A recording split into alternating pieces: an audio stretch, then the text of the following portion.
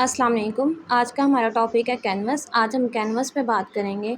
Canvas दरअसल होता क्या है, कैनवस एक कॉटन फैब्रिक होता है जिसको स्ट्रेच किया जाता है वुडन फ्रेम पे, टाइटली वुडन फ्रेम पे स्ट्रेच किया जाता है फ्लैट और स्टेबल सरफेस क्रिएट करने के लिए। इसका ये वेरियस पेंटिंग मीडियम्स में यूज़ होता है, जिसमें एक्रेलिक भी आते हैं, ऑयल्स भी आते हैं और वाटर कलर्स भी आते हैं। इसके अलावा ये और भी बहुत सी टेक्निक्स में यूज़ हो सकता है। इसके अलावा फिर हमारे पास कैनवस की टाइप्स भी आती हैं, जिसमें हमारे पास वेरियस इसकी शेप्स भी आती हैं और टाइप्स भी आती हैं। अब हमारे पास आती हैं टाइप्स ऑफ कैनवस, जिसमें हमारे पास स्ट्रेच कैनवस आता है। स्ट्रेच कैनवस ऐसा कैनवस होता है जिसको स्ट्रेच किया जाता है वुडन फ्रेम पे पेंटिंग के लिए टाइट सरफेस क्रिएट करने के लिए।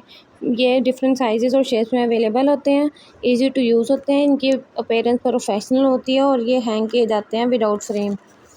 इसके अलावा फिर इसके बाद हमारे पास आते हैं कैनवस पैनल्स। कैनवस पैनल्स को हम कैनवस बोर्ड्स भी कहते हैं। इनकी रिजिड सरफेस होती है, इसको कैनवस को ग्लू किया जाता है बोर्ड पे फ्लैट सरफेस क्रिएट करने के लिए। ये लाइट वेट होते हैं, इजी टू ट्रांसपोर्ट होते हैं और स्टडीज़ और प्रैक्टिस पेंटिंग्स के लिए यूज़ होते हैं।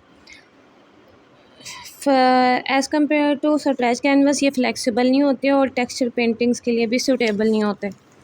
फिर हमारे पास आते हैं कैनवस रोल्स। कैनवस रोल्स हमारे पास कैनवस फैब्रिक का एक लॉन्ग रोल होता है और इसको कोई आर्टिस्ट अपनी डिज़ायर शेप या और साइज़ में कट करके यूज़ कर सकते हैं। लार्ज स्केल पेंटिंग्स के लिए यूज़ होता है, साइज़ की फ्लेक्सिबिलिटी होती है और ये कॉस्ट इफेक्टिव भी होता है। फिर हमारे पास आते हैं कैनवस पैड्स। कैनवस पैड हमारे पास प्रैक्टिस वर्क के लिए यूज़ होते हैं और इसमें हम कैनवस की जो शीट्स हैं उनको बाइंड करके बाइंड किया जाता है एक साथ स्केच बुक की तरह। लाइट वेट होते हैं, इजी टू यूज़ होते हैं, आउटडोर पेंटिंग्स के लिए यूज़ होते हैं और ये भी कॉस्ट इफेक्टिव होते हैं।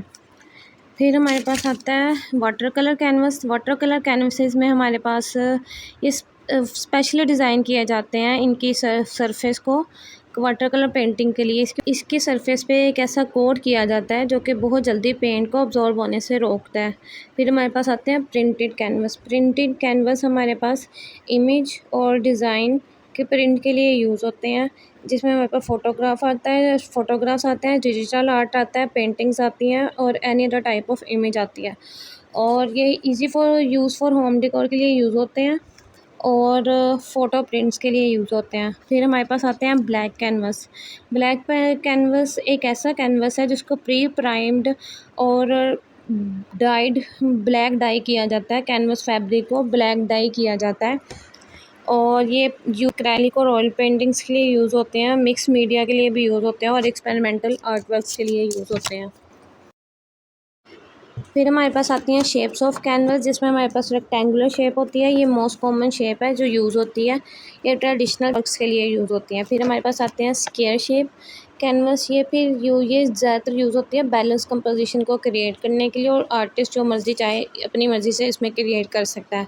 फिर हमारे पास आती है circular shape. Circular shape unique paintings के लिए यूज़ होती है और आर्टिस्ट अपनी क्रिएशन के लिहाज से जिस तरह चाहे उसे यूज़ कर सकता है। ओवल शेप आती है, ये भी एक यूनिक डिज़ाइन है कैनवस का। फिर हमारे पास आती है ट्रिप्टिक कैनवस।